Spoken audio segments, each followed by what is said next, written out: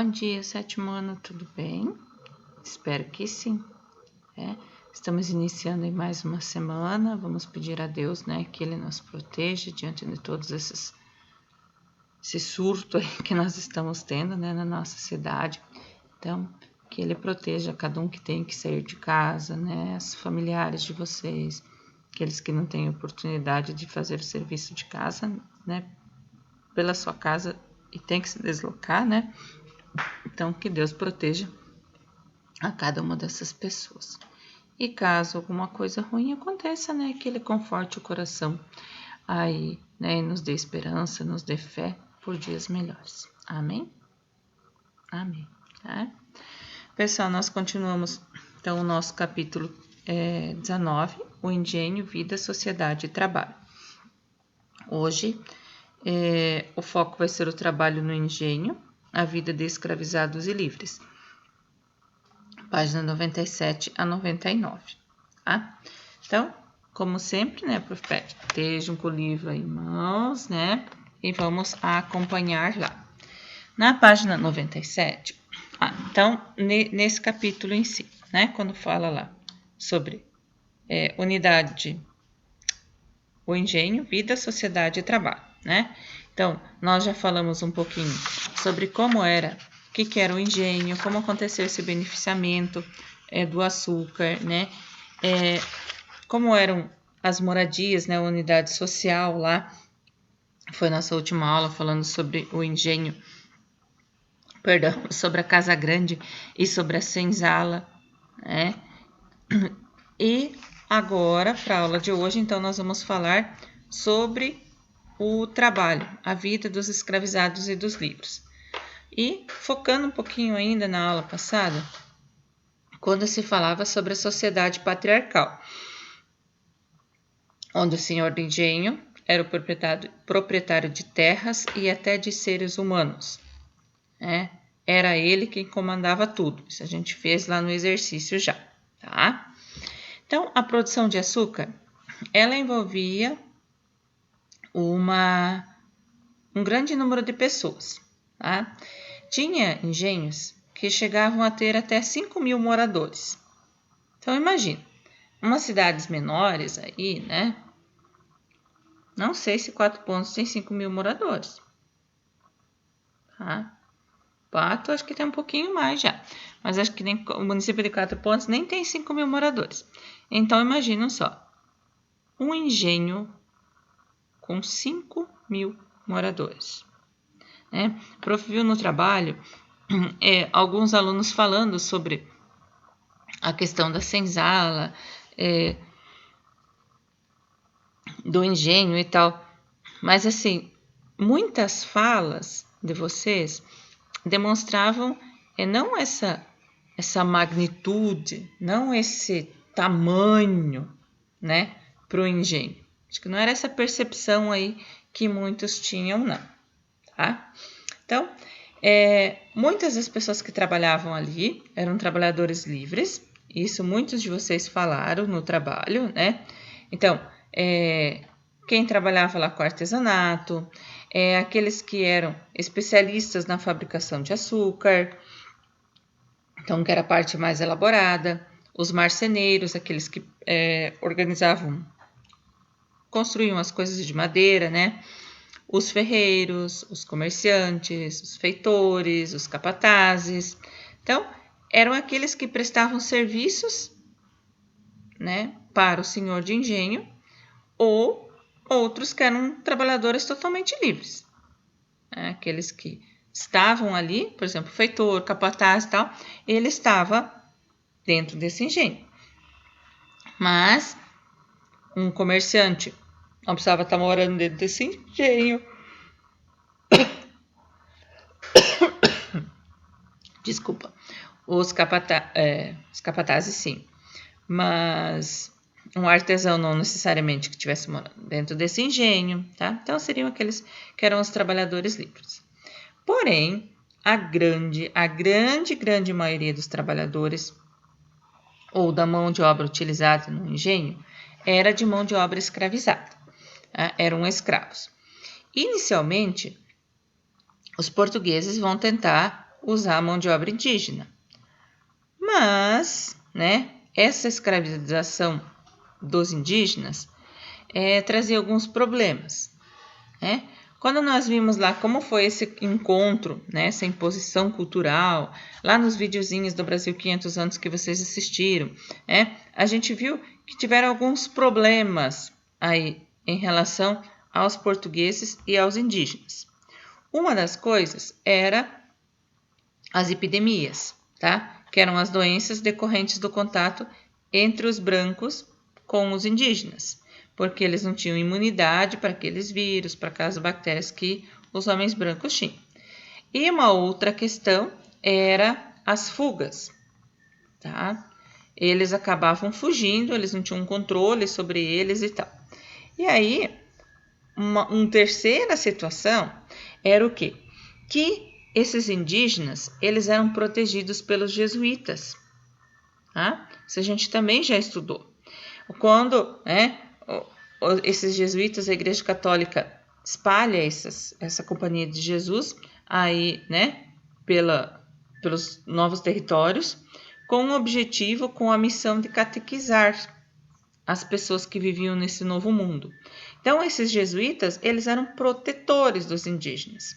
Então, índio estava difícil para ser mão de obra no engenho. E aí, o que vai acontecer, né? Não tem mais essa mão de obra, e aí se tem um tráfico marítimo de africanos escravizados, né, para a América. Esse tráfico era extremamente lucrativo.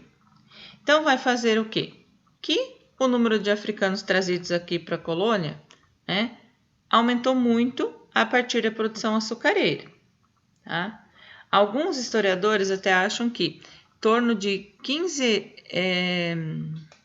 milhões de homens e mulheres africanas, né, de diferentes regiões da África, vieram parar aqui, né, na América. E eles vinham, né, eles eram trazidos como mercadorias. Tá?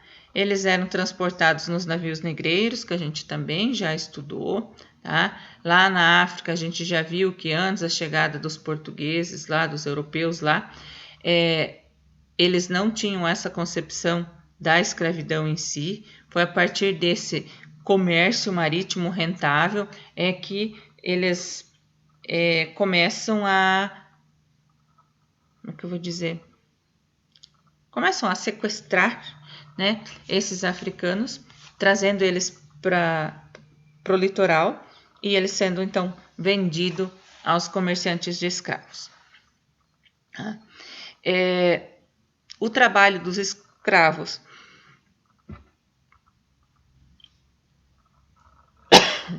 nossa, hoje está difícil minha garganta. Eles tinham um trabalho forçado, né? A expectativa de vida deles girava em torno de 40 anos. Então, quando eles cometiam qualquer deslize, né, eles tinham um desgaste físico muito grande. Então, qualquer probleminha, qualquer situação que eles passavam, eles recebiam muitos castigos. Tá?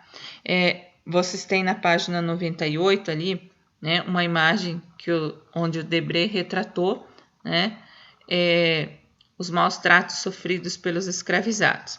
Então, nessa imagem ali, né, tem um feitor, provavelmente, né, esse que está com o chicote aí na mão, açoitando o escravo que está no chão.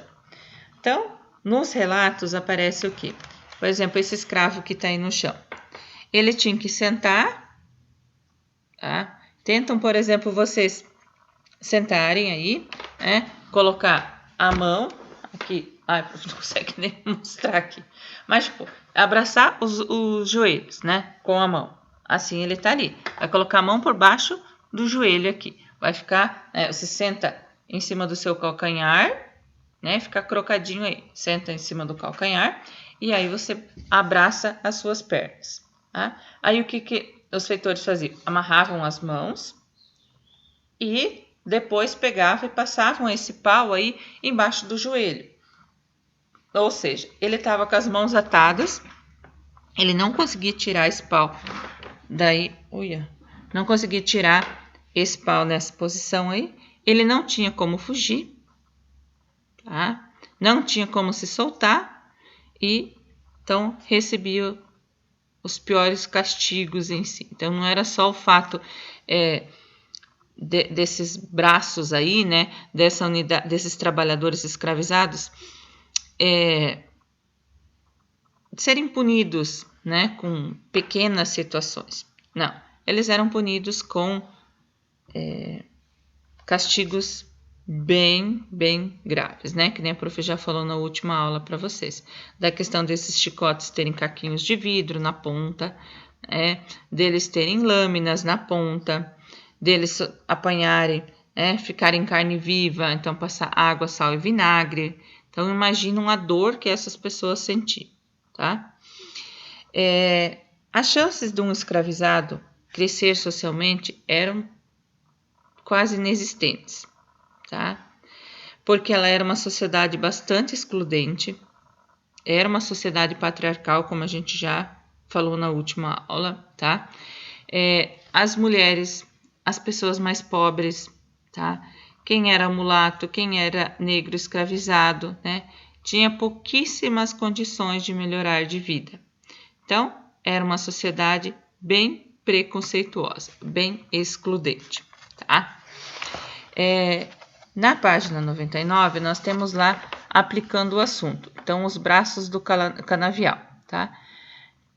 Então, ele está falando um pouquinho sobre uma questão mais recente, tá? Que essa agroindústria do açúcar, ela ocupou milhares de trabalhadores, tá?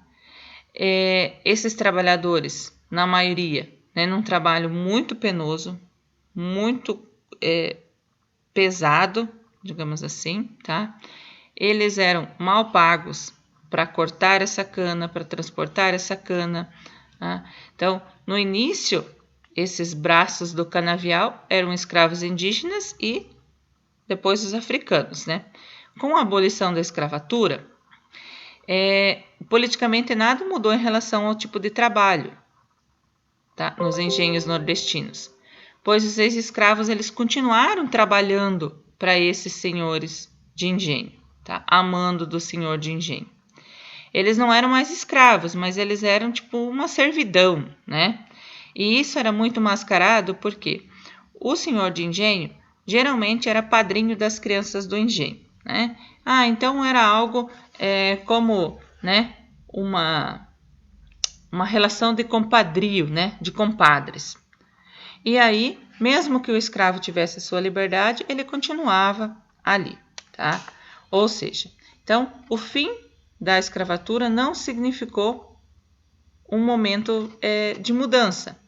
E sim, vai se mudando um pouquinho as relações de trabalho, mas não é algo, né, tão significativo em relação à agroindústria do açúcar. Isso vai modificar, né, lá no fim do século XIX, né, quando começam a surgir as primeiras usinas de açúcar e começam a surgir as leis do trabalhador do campo, isso em 1963. Então, essas condições começam a mudar, tá? O surgimento dessas usinas, então, provocou mudanças no campo, né? A partir do momento que mudam essas relações, então. Mas não se tem mais a casa grande lá da usina, né? E esses braços do canavial se tornaram anônimos. Lá no Brasil colônia, a gente sabia que eles eram os escravos. Hoje, eles são anônimos, né? Então, mesmo que não se tem mais o engenho, se tem uma usina, para os trabalhadores, isso não mudou muito, não melhorou muito a vida deles, tá? Lá nós sabíamos, era o escravo e hoje nós temos um trabalhador que também é explorado nessas usinas, nessas fazendas, só que são trabalhadores anônimos. Beleza, pessoal? Até daqui a pouco no nosso chat.